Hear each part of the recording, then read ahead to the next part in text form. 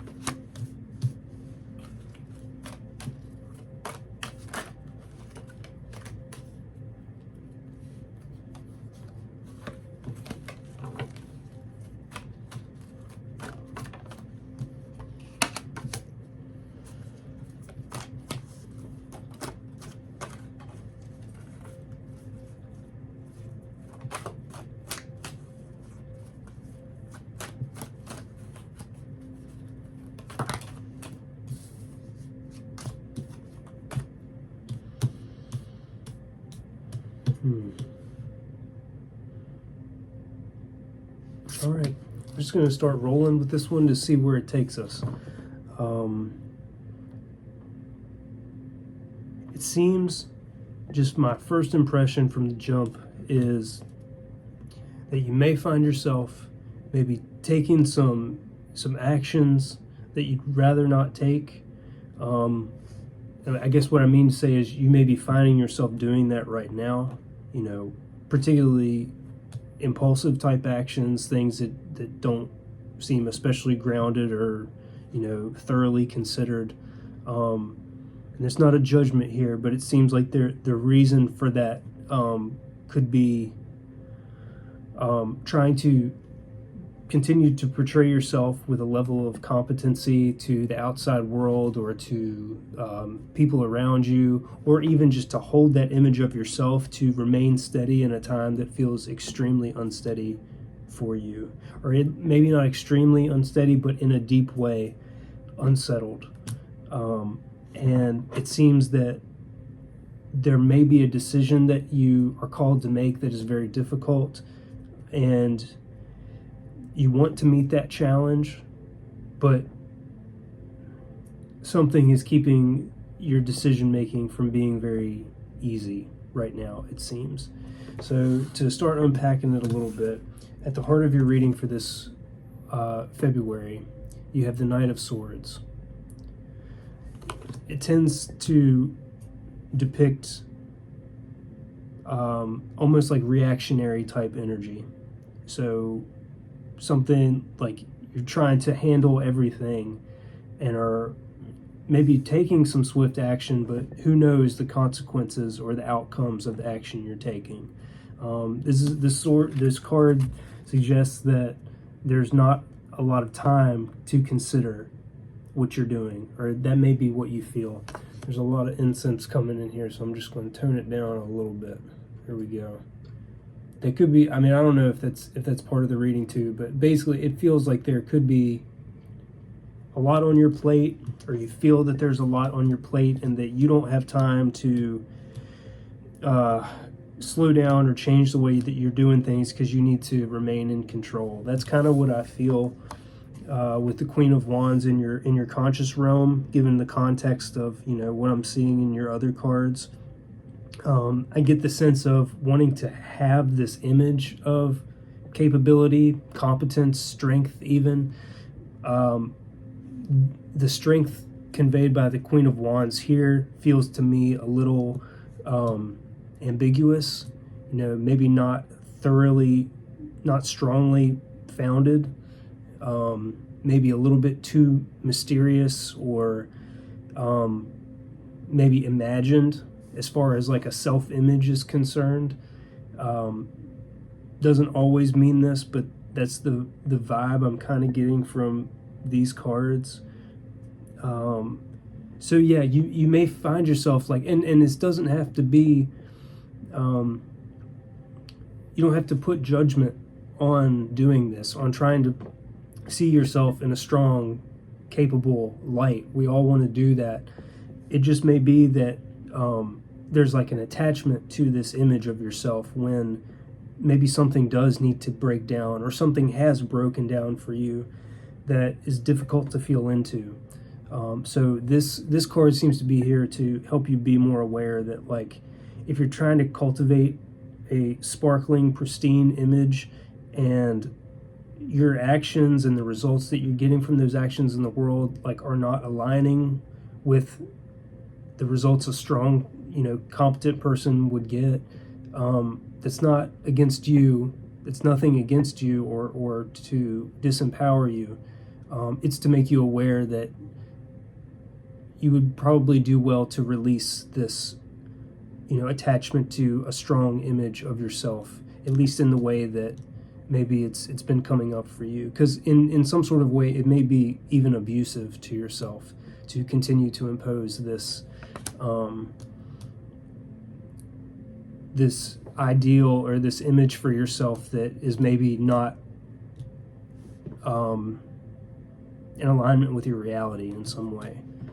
And then there are other ways to visualize for yourself, like, who you want to be, that are healthy and that don't require you to punish yourself in any sort of way, or to maintain this radiance. I don't know how much more to speak on that. I feel like maybe there's more to say, but I'm not doing a great job right now, I don't feel. So if it comes back, it comes back. But for now, I think the Two of Wands in your challenge position for February indicates that,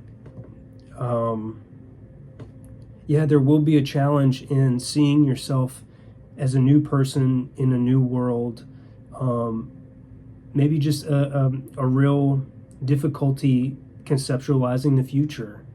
Let's see if we can get some clarification on the Two of Wands. And while I'm doing it, I'm going to clarify for the Queen of Wands as well. That might give us some important context.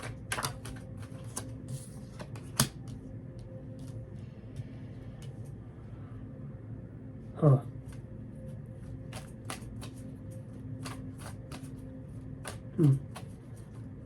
Actually try to get one more here.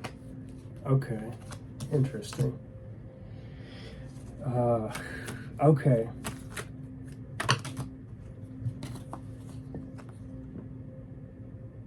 Yeah, all right. I'm going to try to tie this image together quickly for you, because I don't want it to get lost in words. So the Queen of Wands in your conscious realm, this image you've been trying to keep up for yourself in order to feel in control of your world. It's clarified by the King of Pentacles and the Nine of Cups. This feels to me like a little bit of needing to be everything, of needing your personal satisfaction to be felt. You need to feel it. You want to feel it. That's what you're looking for. But also sort of managing all of the material around you. And I just get the sense, not just the material, but the people, your family, your community, your environment. You want to, I sort of get the sense that you feel called to be both the queen and the king of everything in your world, to both take the inspired, empowered action and to have the sage wisdom to know what to do in every moment. And I think that may just not be a realistic standard for yourself right now with all that you have going on in your life. I think the more compassionate thing is going to be to give yourself a break in some sort of way. The Two of Wands in your challenge, this decision point that feels very difficult for you. or a series of, maybe just this is a challenge with decision making in general. Like it may be hard for you to make decisions right now. That Two of Wands is clarified by the Fool, the Four of Wands, and the Strength card. What this feels to me like is that you're going to have to make the decision, and even to give yourself a rest may at this time feel like starting a new adventure, a new journey. Like the amount of control that you may be called to relinquish might be, I mean, it may touch every aspect of your life: family life, work life, personal projects. In some sort of way, you may need to drop a fixation on control in all of these areas. Maybe not for everyone, but I do think that dropping control is going to be profound for you, so that you can actually rest and you can discern for yourself what true strength feels like.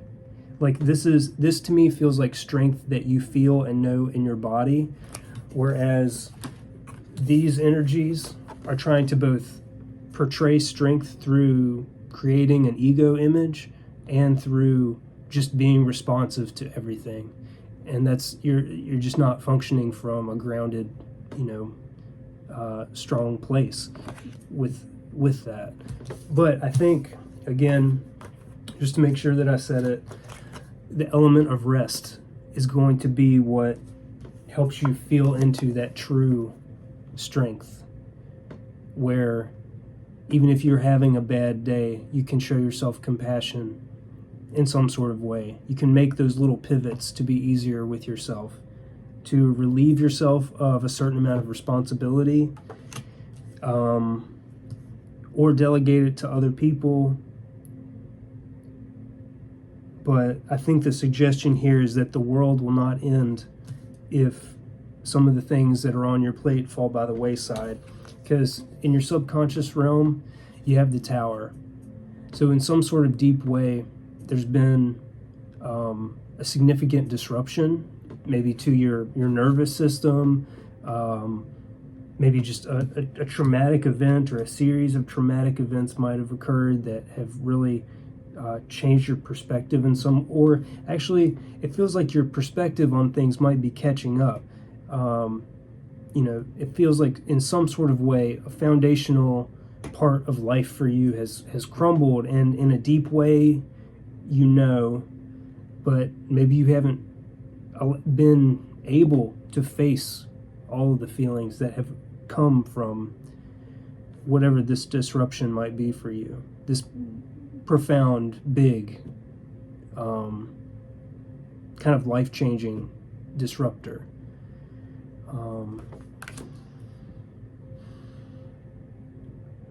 It's interesting. You do have the Five of Wands in your advice for this month, but I'm going to clarify why that's here. Because in your challenge, the suggestion was that maybe it's going to be difficult to practice rest for you if you're not used to doing it. Might be difficult to give yourself room to just be for a little bit, like for at least a little while every single day. So then with this amount of activity in your advice, I just want to see what other perspective we might get. Why is the Five of Wands in the advice? This feels to me like activities that are worth participating in, worth committing your time to, people that are worth committing your time to and enjoying what it is you're doing with those folks, what you may be building, working on, how you may be coming together to practice a certain amount of restfulness. Even, but let's see, like why is the Five of Swords here?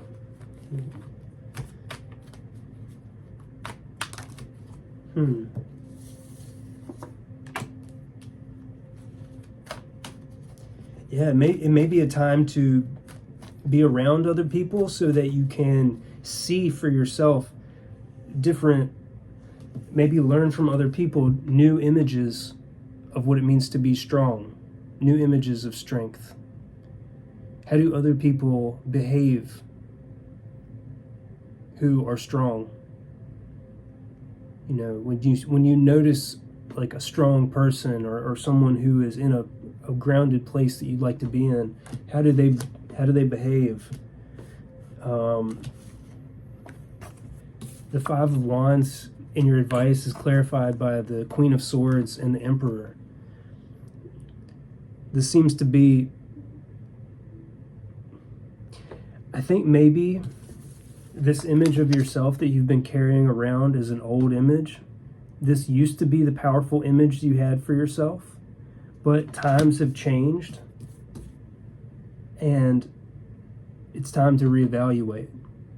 And we do this all the time, or it'd be good for us to like continue to hone the image of ourselves so that we can continue working toward the person we want to be, so we have that direction, that we're not just like floating and being called off, you know, our path, our calling, you know, with every whim or every new thing that comes into our world. But this may be a time to really give mindfulness to who you involve yourself with, who you put yourself around. You know, look to the people who seem powerful in and of themselves, who have a peacefulness in the way that they move through their life. And especially if they're leadership type figures, leaders, you know, looking at their qualities and what they do to remain solid. It may be good to like become friends with these people, make new friends if you don't know these people. I think I'm even feeling like a bit of a sense of fear, maybe, that I think could be coming through the reading. I mean, it's scary to become someone new, right? I mean, if this is the way that you feel moving through your life, like you feel like this is what life's experience is right now, just sort of like just on constant alert, looking for the next thing to respond to, it feels like there's very little room to consider and practice who it is that you want to be. Particularly to practice peace in a world that insists that there be no peace. But that's the best thing that you can do, is reevaluate your self-image, re-hone your dream again, how you want to show up for life, what you want to offer and contribute to life. That's the best thing you can do. Let me see if there's even just one more piece of advice to come through around the people you involve yourself with.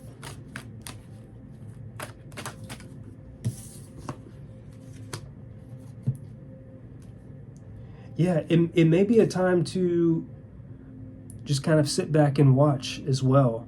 You know, the position that you're in is probably one of exhaustion. Because you have the two figures that you can look up to, this Emperor and Queen of Swords figure. But it may be well for you to just kind of take a moment to watch the way that they move, but not put any extra pressure on yourself to just be different all of a sudden. You know, it's not going to happen overnight. Part of what's happening here is, I think, a recommendation that you take some time and space away to realize that you have been working so hard and that you need a minute to rest, to get your mind back, take care of your body. But there are going to be people to show you the way and help you.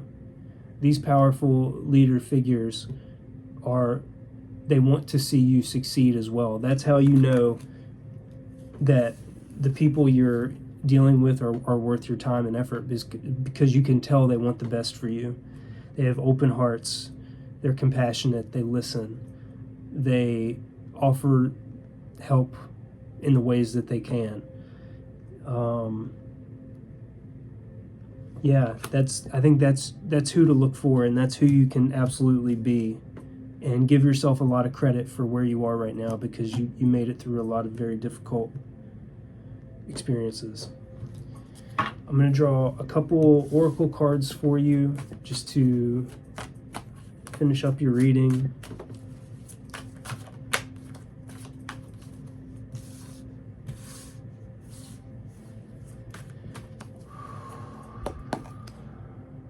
For Aquarius.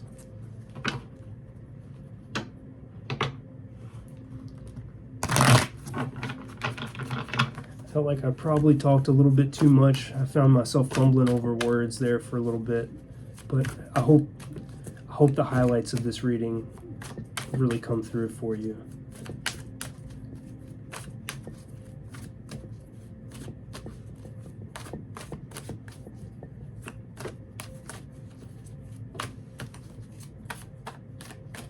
And I think these oracle cards do a great job of highlighting some of the things you most need to take away, or that are most beneficial for you to take away.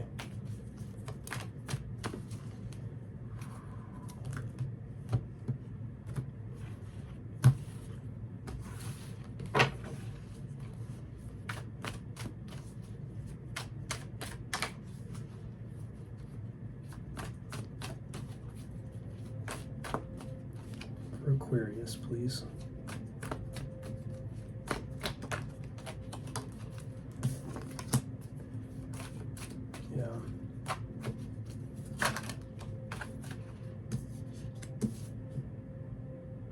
Okay. Give you a moment to consider these cards. You have a very bright, shiny set of oracle for the month of February. You have abundance, integration, it's hard to read from this side, and the rebel. So this is like so much energy work happening. Even your tarot has a lot of energy, a lot of characters, a lot of movement. This could very well be an overwhelming time, but I think you're moving into something more steady. So I'm going to read these messages from out of the book, because I find the specificity to be really helpful for these. Let's see. I'm going to start with abundance.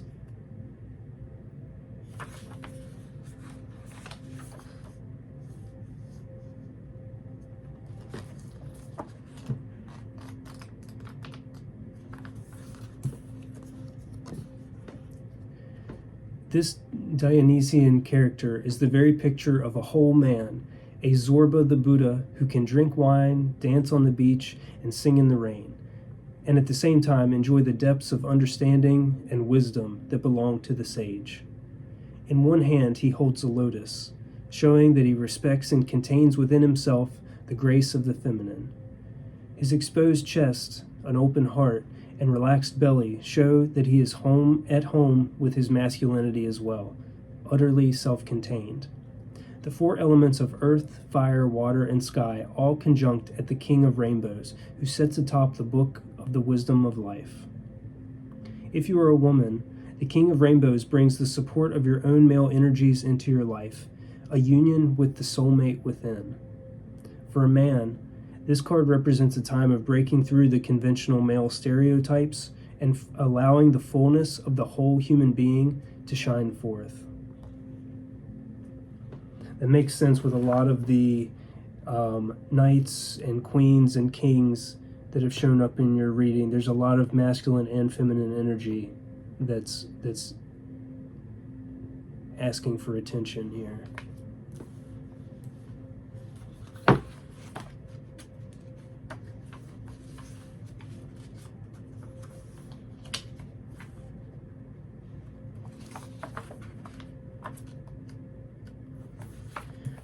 Next you have integration. The image of integration is the unio mystica, the fusion of opposites. This is a time of communication between the previously experienced dualities of life.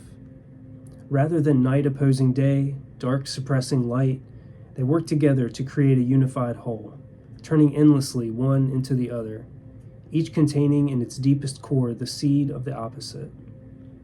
The eagle and the swan are both beings of flight and majesty. The eagle is the embodiment of power and aloneness. The swan is the embodiment of space and purity, gently floating and diving upon and within the element of the emotions, entirely content and complete within her perfection and beauty. We are the union of eagle and swan, male and female, fire and water, life and death. The card of integration is the symbol of self-creation, of new life, and the mystical union, otherwise known as alchemy.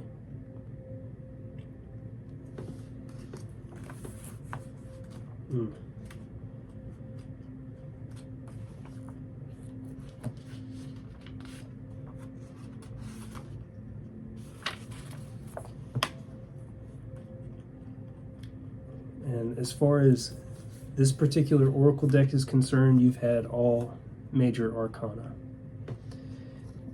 This is the rebel. The powerful and authoritative figure in this card is clearly the master of his own destiny. On his shoulder is an emblem of the sun, and the torch he holds in his right hand symbolizes the light of his own hard-won truth. Whether he is wealthy or poor, the rebel is really an emperor, because he has broken the chains of society's repressive conditioning and opinions. He has formed himself by embracing all the colors of the rainbow, emerging from the dark and formless roots of his unconscious past and growing wings to fly into the sky. His very way of being is rebellious, not because he's fighting against anybody or anything, but because he's discovered his own true nature and is determined to live in accordance with it. The eagle is his spirit animal, a messenger between earth and sky. The rebel challenges us to be courageous enough to take responsibility for who we are and to live our truth. Well, you're absolutely capable of living your truth, of owning the responsibility of who it is you wish to be. And this reading to me feels like a gentle nudge in the direction of moving from being on autopilot to creating the emperor that you wish to become, because you're absolutely worthy of doing it and capable of doing it. And it seems that if you look around you and identify the qualities in others that you would most like to embody, I think you'll find a lot of those feminine and masculine traits within yourself, and will learn how to bring them into harmony, into cohesion with one another, in yourself. The things that you do, the ways in which you get in touch with your emotions, those will all become more natural to you the more you kind of make room for this, kind of take quiet moments to kind of slow down that racing energy and allow yourself to feel who you'd like to be, imagine who you'd like to be, because you can do that now. You have a permission slip to create a new image. That's the message I got from these cards. So I hope to read for you again soon, and I will talk to you later. Bye.